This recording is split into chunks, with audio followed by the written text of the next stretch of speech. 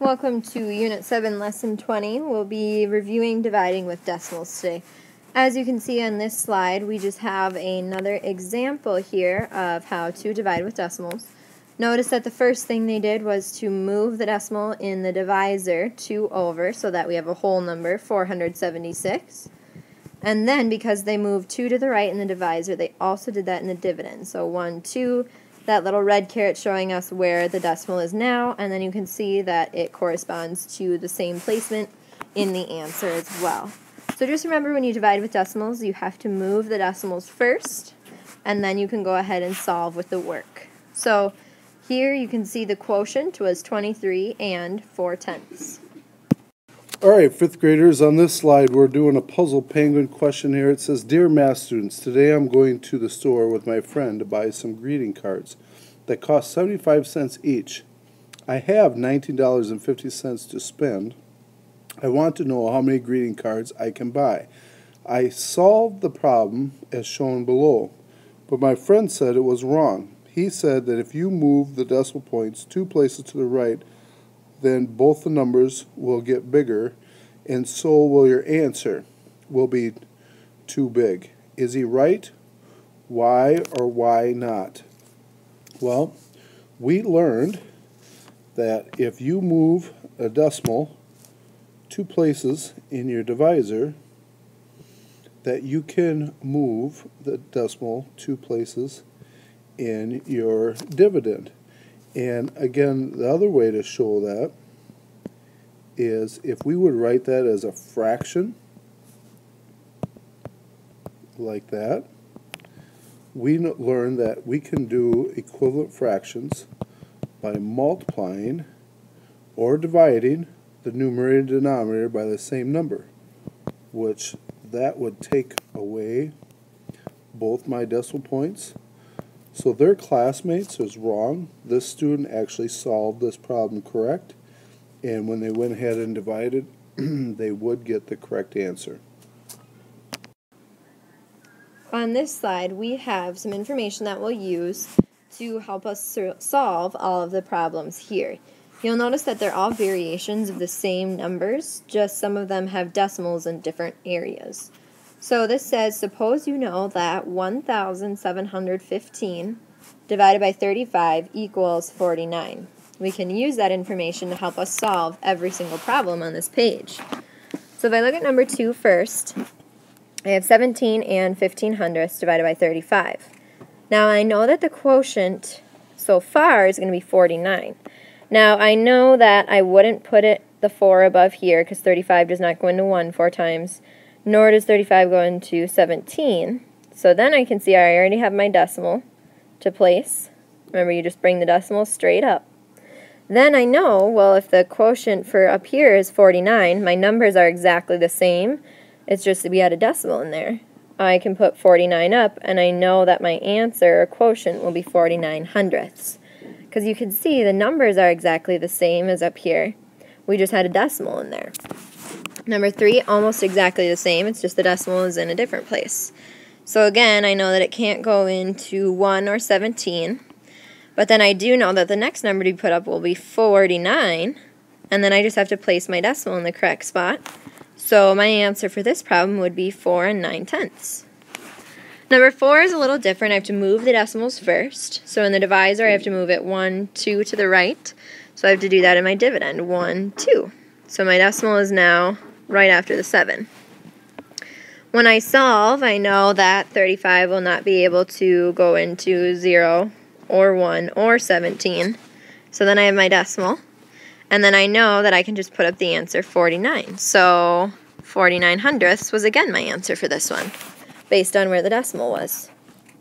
Number 5, again, I can solve by, I know that it doesn't go into 1 or 7. And then I know that the original quotient is 49.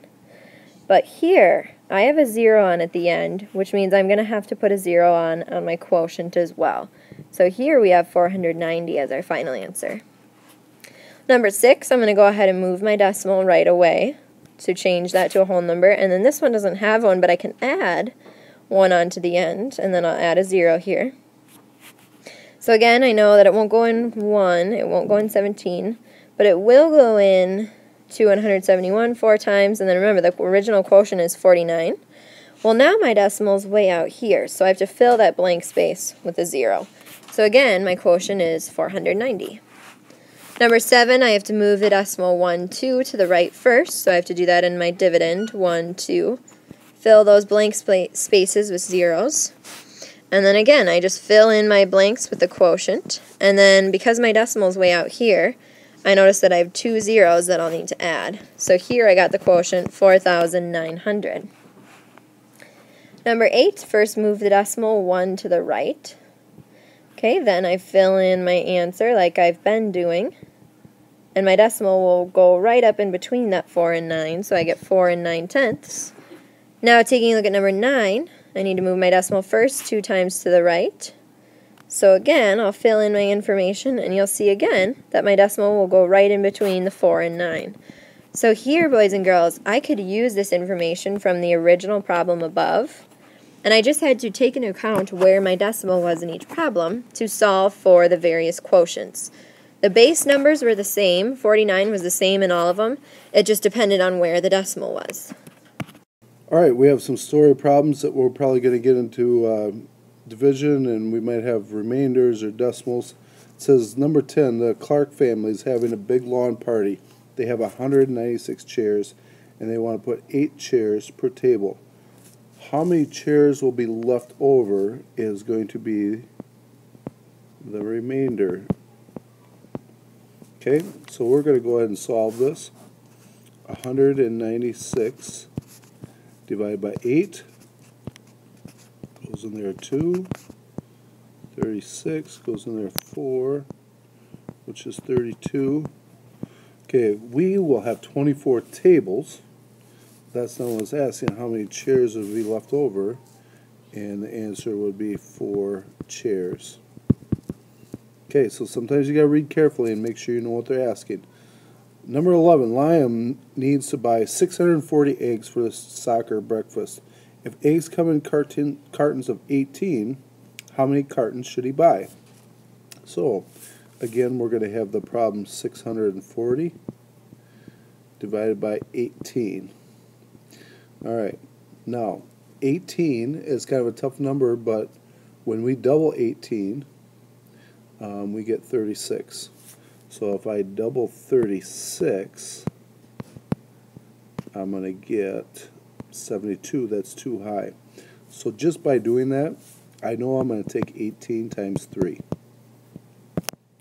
24, carry the 2 is 5, 54.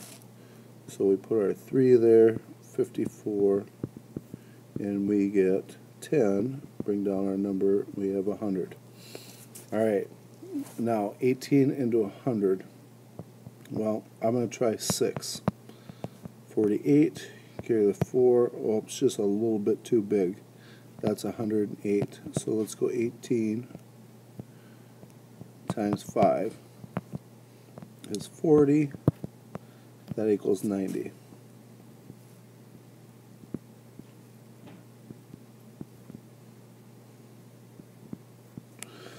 Okay, now let's reread the problem, because we know if he needs to buy 640 eggs for the soccer breakfast, if the eggs come in cartons of 18, how many cartons should he buy? Well, 35 full cartons of 18 is going to get us close, but we're going to be 10 short. So I would add 1 to this to have at least 640 eggs. So he's going to need 36 cartons. Again, obviously he's not going to be able to hit that number exact, but he's going to need at least that many. Okay, now let me get rid of some of my work here that got in the way, and we'll look at the last problem. Alright, it says that Jacob made $507 this year delivering newspapers. How much money did he make each month? Boy, if you make that much, I'm thinking maybe I should do that. Alright, 507 divided by 12. Well, I know that 12 times 4 is 48. So I knew that was the right choice there.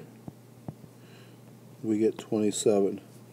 12 times 2 is 24. I'm going to move my numbers up here. 3. Now, in this one, when we're talking about money, I know I can keep dividing it into 2 decimal places. Notice I put a decimal here and a decimal. That allows me to start adding zeros. So I'm bringing this first 0 down to make that 30. 12 goes into 30, again 2 times, which is 24. When I subtract, I get 6. 12 goes into 65 times. My answer is $42.25 is what he made each month. Not bad. Alright, now we're going to go on to some practice with decimals.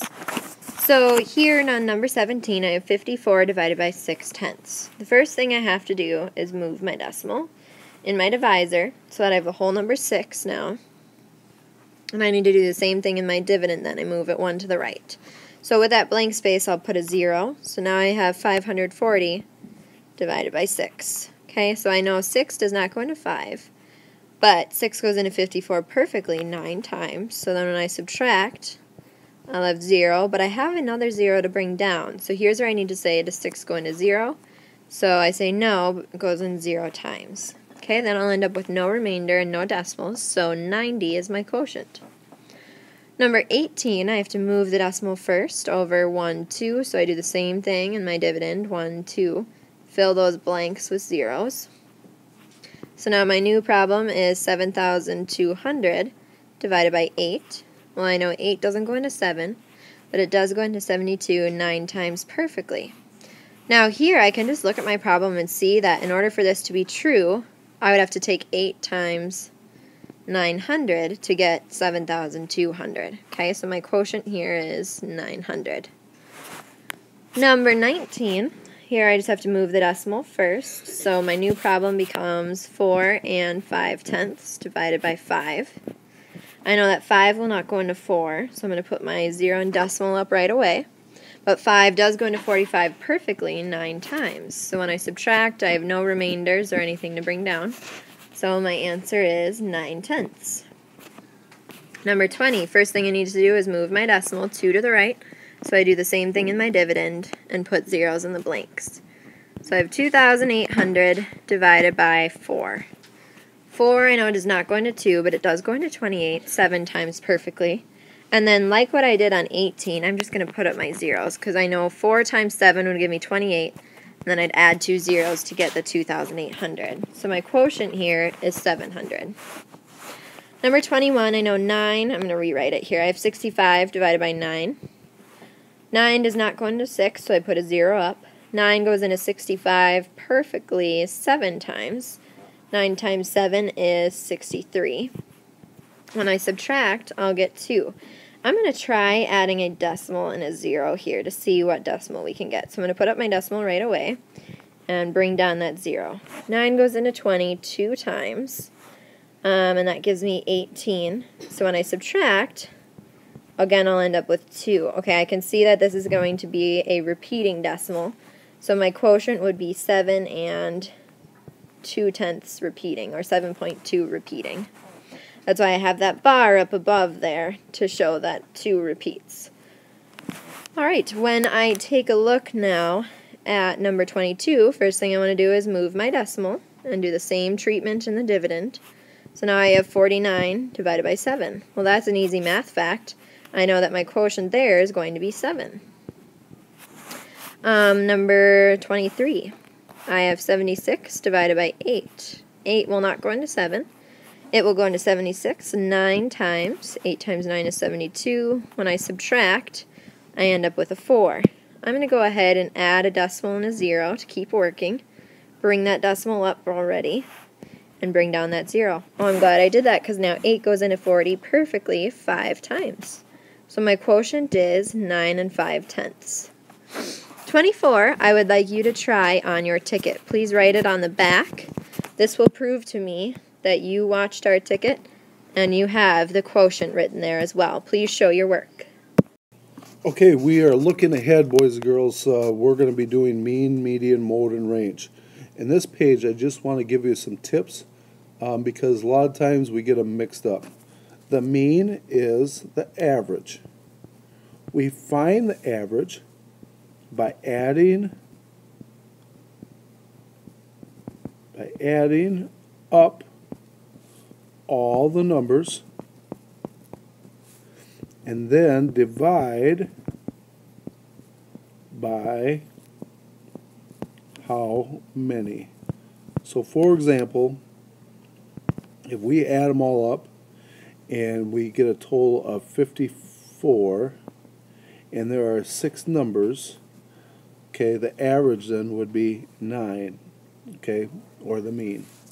Again, that's how we find your grade in math. We use the mean to find the average of a lot of things. All right, the median. Well, I'm going to draw you a picture, and here's what I remember. That if you're in Mankato and you are driving down a 4-lane highway, so there's traffic going this way and there's traffic going this way. This space in the middle is called the median. It's usually raised. Sometimes there's places to turn, but it's kind of like a cement area between 2 roads. So the median is the middle number. Okay? Now, in order to find the middle number, if you get a set of numbers, you have to put the numbers in order. That's the first step. Now, I always like to check to see if there's an odd set number of numbers or an even. Let's say I have 3 numbers, okay, like 7, 3, and 9. Okay, remember the first step is put them in order, because 3 is not in the middle. Actually, 7 is. Okay, notice whenever there's an odd set of numbers, there's only going to be 1 number in the middle. But if we did an even set of numbers,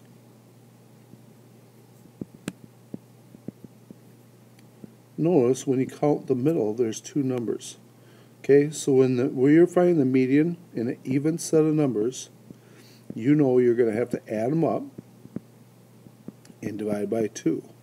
That'll find exact half. Now this one I knew between 5 and 7 was 6, but some numbers are harder to tell, so just get in the habit of adding them up and dividing by 2.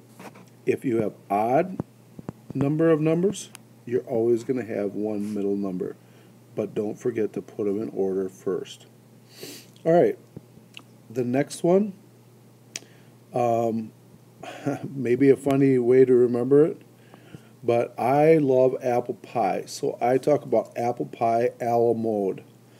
Okay, if I had a tray of apple pie a la mode, it's what I'm going to want to eat the most. And the mode is the number that you see in a set that you see the most. Not the highest number, but the number that's repeated. Think about if we took last week's temperature, and one day it was 74, another day it was 72, another day it was 74, and the other day it was 69. Okay, in this example, the mode would be 74 because there are 2 of them. Now this happens to be the largest number, but let's say I'm going to add another number, 82.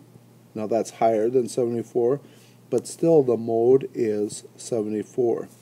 Now if I expanded on this, and let's say another day it was 72, you can see that now the mode would be 74 and 72 because both of them occur twice, where these other 2 only happen once. So the mode is the number that shows up the most. Now let's say you have a set of numbers and all of them are only used once. We would say that has no mode. You sure don't have to list all the numbers down.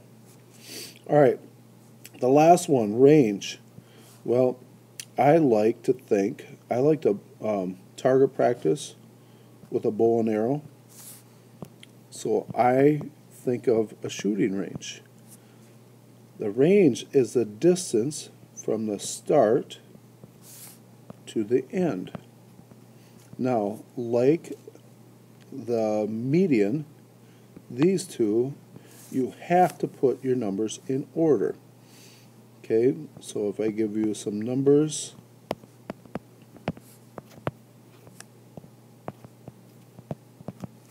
I notice the smallest number is 4 and the largest number is 24. So I need the distance from the start to the end, which I would subtract, and the range in this case would be 20. Really, that's an easy one. The only way you'll get tricked is they'll put a number like 8 in front of the 4, and you have to make sure you have them in order from least to greatest. Alright, I know that you have learned these before. Hopefully these tricks will help you remember what they mean, and then you can solve problems, which I think you get on the next slide. Alright, boys and girls, we're on to the new skill, well, kind of a review, but something that might be new to you because it's been a while. Mean, median, mode, and range. Okay, so the first thing I'm going to find is the mean. Remember, I like to think of the mean as the meanest one because it takes the most work to find it. The first thing you have to do is add up all of our numbers. So I'm going to go ahead and do that right away. So first thing I'll do is I'll add up 4 and 6. Okay, I'm going to mark them when I add them because I know that will give me a nice group of 10. When I add 10 plus 11, that will give me 21. Then I'm going to add 6. 21 plus 6 gives me 27. If I add 8, I know 7 plus 8 is 15, carry my 1, so I have 35 so far. Add 2, and that gives me 37. And add our last number, 5. Okay, 5 plus 7 is 12, carry the 1. 3 plus 1, 4. Okay, so far I have 42 after adding all of them up. Remember with the mean, so you have to add all, then divide by how many are there. So, in order to do that, I need to take my answer so far, 42, and divide by, let's count up our numbers. I have 1, 2, 3, 4, 5, 6, 7 numbers. So 42 divided by 7 equals 6. So I know that my mean equals 6 for this data. Now let's go ahead and find the median. Now before I find the median, the first thing I need to do is put my numbers in order, and I'm going to put them in order from least to greatest. So first I'm going to look for my smallest number, which in this case is a 2. So I'll put the 2 down, and then I'm going to cross it out so I know that I used it. My next smallest is 4. Then I have 5. Then I have 2 6s. Then I have an 8. And then finally my max, my largest number, 11. So I'm going to count my numbers because remember I found from finding my mean that there's 7 numbers. So I have 1, 2, 3, 4, 5, 6, 7. Good, I included all of them. Now to find the median, I always like to tell myself that you eat like a cake from the outside in. So first I take out the 2 with the 11. Then take out the 4 and 8. And then the 5 and 6. Leaving 1 in the middle. Remember, median equals middle. And in this case, our middle number is 6. So that's our median and our mean. Mode. Remember, mode is the number that shows up the most. In this data, all of my numbers appear once except for 6. 6 appears twice. So my mode, which remember, mode occurs the most. So my mode in this data would be 6 because it shows up twice. Last but not least, we have the range. Remember the range, you're going to take your maximum number minus your minimum number. In other words, big minus the small. So I can see that my largest number is my 11, thanks to my ordering here. And I'm going to subtract my smallest number, which is a 2. So my range now would be 9. So you take the largest minus the smallest, so the range here then is 9. So mean, we have 6, median, 6, mode, also 6, and our range, the distance between our biggest and our smallest number, happened to be 9. All right, fifth graders, now it's time to complete your ticket to class. Besides the ticket, we also want you to find the mean, median, mode, and range and label them of this set of numbers. Now notice that they are not in order.